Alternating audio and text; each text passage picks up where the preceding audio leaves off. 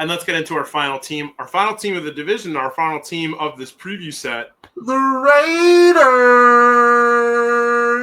to challenge our inner Chris Berman. Raiders! Looking at this roster, on the coaching staff and just, with among the player personnel, not to knock the Raiders teams of the first couple of years of their time in Las Vegas, but this really feels like one of the more star-studded rosters that we've seen. You got Geno Smith, you got calling the plays Chip Kelly, Pete Carroll at the helm, Ashton Genty, Brock Bowers, Dylan Laube. Like, yes, sir. What are we expecting from this offense? This is going to be explosive and it's going to be fun, and they're going to be multiple because they have a lot of talent at the running back position, tight end position, receiver position, obviously much improved talent at the quarterback spot. Like Geno Smith has a great arm, and that's something the Raiders have been missing since the Derek Carr days when he was in his prime before he broke his leg. They bring in Chip Kelly, and people think of Chip Kelly in the Eagles and UCLA offenses where it's spread out and they're running a lot of read option and triple option and short passes. Like, this is not the same Chip Kelly that was in the NFL over a decade ago. Like, this is a Chip Kelly that has embraced 12 personnel, 11 personnel, running well thought out run concepts and pass concepts and having things complement each other with motion. Like, this is a much, much better version of Chip Kelly than we've ever seen at any level he's coached at. And now he's at the NFL level with it, with an offense that caters perfectly to the type of offense he wants to run. So Geno Smith and Chip Kelly together is a great combo. And we'll get into some of the other weapons as well. Brock Bowers, again, is going to be the number one target. And with the return of Michael Mayer, he had some personal issues come up last year. He's seems like he's past that, and he's going to be playing more. I think the most used personnel for this team is going to be 12 personnel from a percentage standpoint, where Brock Bowers is going to be in the slot, Michael Mayer's a tight end, and then you have some mix of Jacoby Myers, Trey Tucker, Jack Besh, and Dante Thornton at the receiver spots, which is just such a great skill set where Jacoby is that intermediate middle receiver who's going to catch anything you throw at him. Dante Thornton is going to be your deep threat, take the top off the defense. And Jack Besh is going to be that underneath guy. And Trey Tucker can just do it all. Like, he's not like great at any particular thing, but he's good at a lot of things. He's a deep threat. He can hit it over the middle of the field and run short routes to get open quick with the speed and athleticism. Like, you have a really good receiving core to kind of take advantage of what this offense can do in Chip Kelly's schemes. And that's without talking about the running game. Like, this was the worst rushing offense last year. Right. And like part of that, selfishly, is because Dylan didn't get enough carries. He only got one. And unfortunately, TJ Watt, exists. Yeah. So we know what happens after that. But he got 2 offensive snaps the whole year. I think he could have elevated this running game a little bit, especially in the receiving game or as a receiving back threat out of the backfield and made teams play a lighter box against him. But, that's me being biased and selfish. But Ashton Genty, look, if I was the Raiders GM, I'm making the same exact pick. You had the worst rushing offense, and now you have one of the best running back prospects to come out of college since Saquon Barkley. Yeah, that's like, if I wish I was writing during this time in hindsight, because I remember my mock drafts in February. I was like, yeah, Ashton Genty is going to be the pick for the Raiders, and that did not change for me at all. He obviously was. He's going to add a really good rushing element to this team. He's got some pass catching chops as well. And he's backed up by Zamir White and Raheem Mostert, who have differing skill sets. Zamir White's going to run through your face, and Raheem Mostert is going to hit you on the outside and speed past you for 50 yards, even at his ripe age of 33. Or he might be 32. I know he's old for a running back. The only thing that might hold this offensive back is the offensive line. They've had some shuffling go around, and they're already not great there. Like, Colton Miller's a stud. I really like Jackson Powers Johnson, but it seems like they're kind of like tweaking where he can play. Is he a center? Is he a right guard? It seems like they're going to plug him in at right guard, and Jordan Meredith's going to move from guard to center. Dylan Parham's pretty good, and DJ Glaze is a serviceable right tackle in the NFL. So as long as they all stay healthy, this should be a really, really good offense. But if you get 1 or 2 injuries to that offensive line, yikes. I don't know how it's going to hold up. And that has shown in the preseason games for sure. Yeah, absolutely. I wanted to ask about Ashton Jeanty. One thing that I saw, and this is like not the most important thing. It's just something I thought that was kind of fun. People highlighted that he's not using his fully upright stance behind the line anymore. He's kind of gotten into, in a couple of the preseason games that they've seen, he's kind of gotten into, more of a traditional running back, like prep stance, right? And, there are some people that are sad about it. But to me, I mean, I think that kind of just shows that, doesn't mean Ashton Jeanty's not going to bring the same intensity and style of play that he, that got him drafted, right? But, I mean, I think that also just shows that he's kind of ready to, like, adjust to the seriousness of the NFL. Not that college isn't serious, but the escalation in competition, and also, adjusting more into the Chip Kelly, Pete Carroll offense. So, like, for you, I mean, did that kind of show like a little bit of maturity for Ashton Jeanty? A little bit? I think if you read too much into it, but honestly, I think that's just a coaching preference, and that's kind of, it doesn't matter. Like, Jahmyr Gibbs stands straight up in the backfield, and he's become one of the best running backs in the league early in his career. Like, I don't think it really matters. I think it's just a coaching preference. Like, Chip Kelly wants a uniform-looking offense, and he doesn't want tendencies to get shown, so he wants him in an actual football stance, which is fine. Like, that's coaching preference more than anything else. I don't think it's a maturity thing. I don't think it's a, because he was the damn best running back in the country last year, and he's standing straight up in the backfield, and he looks like Slenderman. Like, it doesn't matter. Like, stance is one of those things, like running back stance, like D-line stance we can get into. Like, there's different ways to do D-line stance, and like I think Tyree Wilson, who we'll talk about in a second, like, I think has one of the worst defensive line stances in the league, but looks better this year than he ever has before. So stance is one of those things that's just coaching preference and isn't really like, I think people put too much stock into it. Like, I think Jeanty is going to be just as good as he was. Like, maybe not just as good as he was in college, averaging 10 yards a catch, but like, he's still going to be really damn good regardless of stance that he's in. And we've seen that around the league with guys, stand up or, having a full squat in the backfield. You know what I mean? Yeah, absolutely. And let's get into the defense. Some really good guys, but the real question is, like, how well can they play as a larger unit? So for you, I mean, who are some guys that stand out on this defense, and maybe where have they struggled to kind of spread their talents among, the full 11 guys that are out on the field every play? Yeah, that's a great question. I can't start talking about the defense without mentioning Max Crosby. He's been one of my favorite players in the league ever since he got into the NFL.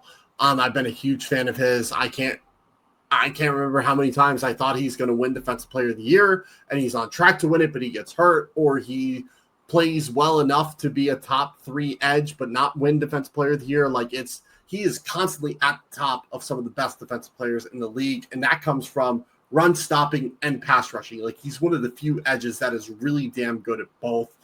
And then around him, Tyree Wilson, who I alluded to, he's looked really good at getting more interior reps with the departure of Christian Wilkins, which I'm sure we'll talk about because that's a really, really weird situation.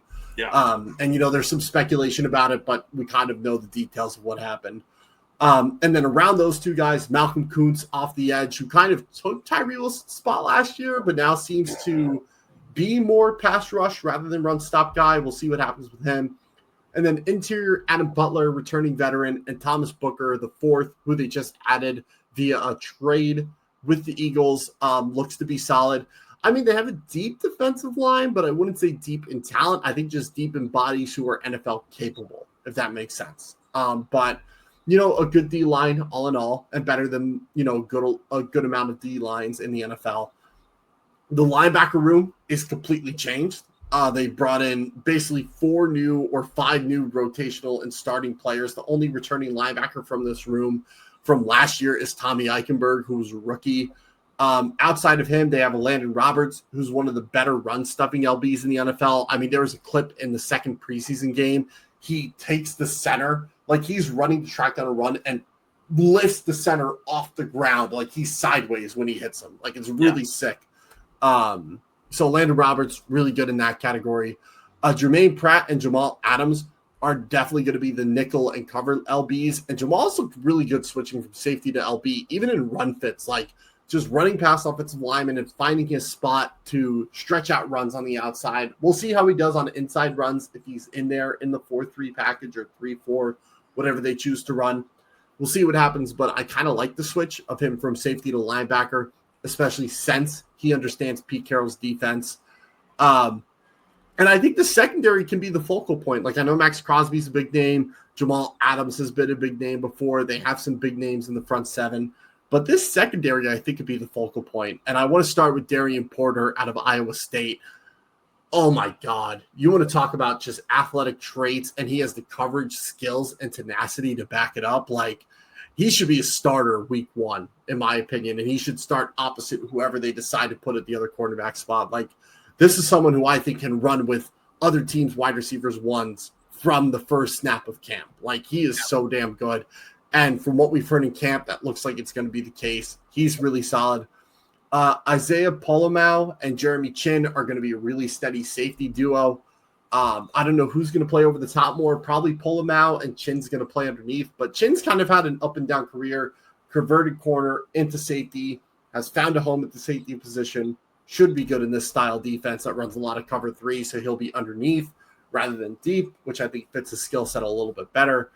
And then Caillou Blue Kelly is like, he was a name that was big in draft cycles a couple of years ago, has kind of floundered around the league, but he has shot up the Raiders depth chart over the past 3 weeks and he's right now listed as the starting corner opposite Darian Porter. Well, technically opposite Eric Stokes, but I don't know if that's going to stick. Eric Stokes is who he is at this point. But Caillou Blue Kelly has been great. I think he'll find a home at nickel as the season goes along. And that other corner spot is going to be battled with Camarion Richardson and Eric Stokes. I love Cam Richardson. I think he'll end up winning that job at some point in the season. Eric Stokes is good for what he is, but I think in the evolution of this defense, Cam will end up winning that spot, and you'll have a really, really good secondary with lots of depth, no matter who you plug and play, really. Yeah, absolutely. And then let's get into your dark horse. It's a guy that you've alluded to in that last segment, and it's Tyree Wilson, the defensive line. Had a little bit of a rough start to his career, but you feel like he's kind of adjusted and can kind of make a big splash on this defense. How so? Yeah, he's getting it used in different ways because of what happened with Christian Wilkins, which we could talk about that now before I get into Tyree Wilson. Yeah. For the listeners at home, it was a couple of things. Number one, it was an injury that he had. There was reports that, doctors had said, hey, you need surgery. Hey, you need surgery. He had said that, no, I'm good. I can recover from this without surgery. Ended up not being the case. So not listening to medical advice when you're on an NFL contract that kind of requires you to do that is kind of, that's an issue in and of itself. But then the next piece is that he was harassing players in the locker room. Really? There were some players that came out and said, for me, in a vacuum, I don't think it's a big deal, but I think it is a big deal in just people's comfortability and, just how people feel, about certain things. But he was going around and jokingly kissing guys on their forehead. And again, this is alleged, this is what's reported, but has been confirmed by multiple sources, right? So he was just going around, just doing things that, you need boundaries on. And, it's a really sticky conversation because I don't, and not to use a big buzzword, but I don't want to sound homophobic, but there's still there's consent. There's being letting people be comfortable in a space and have not a safe space, but be able to be comfortable in their own skin and just hang out and be themselves. We give a guy like that, kind of doing that and what's been said multiple times by multiple different people, it kind of makes it uncomfortable. And so I think that's a big point that a lot of people were kind of missing in this. And he was obviously released by the Raiders, obviously red flag with the medicals. Now you can't even be a good locker room guy. And I think what kind of put it over the top was there was a video of him. He's not able to practice, but there was a video of him dancing in the locker room and not just dancing, moving his hips, using really his legs, doing really getting into it. And I think that's kind of what was yeah, all right, let's pull the plug.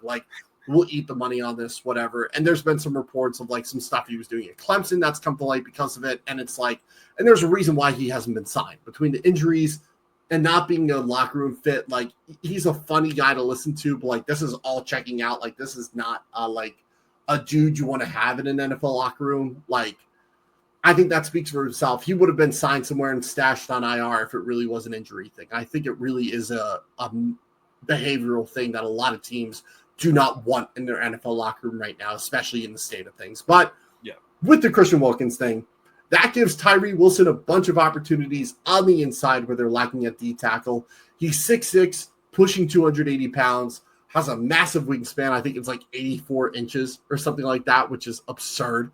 He's kind of been an afterthought after struggling for 2 years, but, his fit on this defense, I think he's going to be starting at edge on early downs, first and second down. And as we transition into pass downs or 2-minute drills, they're going to move him inside and let him use his length and bull rushing ability to take advantage of guards who aren't as fast as him. And he's just as strong as to be able to bench them off and put them into the laps of quarterbacks. And I think that's going to unlock a different level of this defense that's been missing since he got drafted here. I believe he was 7th overall in that draft class, which I was stupid high on him. I had him just behind Will Anderson in that entire draft class, not just the edge position. So I hope he can kind of figure it out. I think he's a good run stopper. I think he's worked on some pass rush stuff. His get off has gotten a lot better over the past couple of years, and we see that in the preseason this year. So we'll see how it translates to regular season games, but as of right now, I think Tyree is in for his best year yet, and not just best year and he improves a little bit. We're going to see the biggest jump of his career so far. Yeah, absolutely. And then finally, the big question for the Raiders, I mean, is there a reality where this team doesn't finish in last place? And, if we could, improve their goals a little bit more here, like, is there a reality where they sneak into a wild card spot? I don't know if playoff are in their picture because of how shallow the offensive line is and just a lot of new pieces on offense and defense. Like, it's very rare you add all this talent and it clicks right away. I would like for them, like, I think a good goal for them is 7-10. Like, you improve on your bad record last year. You take advantage of this really good offense. You use your brand new running back and maybe your scat back return specialist, Jordan Laube, who's going to be a special teams demon if he makes this roster, which we'll find out by Tuesday. But if they use the guys in the right positions, and look, Chip Kelly has that UNH connection. Dylan's a UNH guy. Hopefully they use Dylan on 100 to 200 offensive snaps this year. We'll see what happens. But, me being biased and putting my own personal spin on it. I think this offense is going to be really fun. I think this defense still has some growing to do with Pete Carroll running at the helm.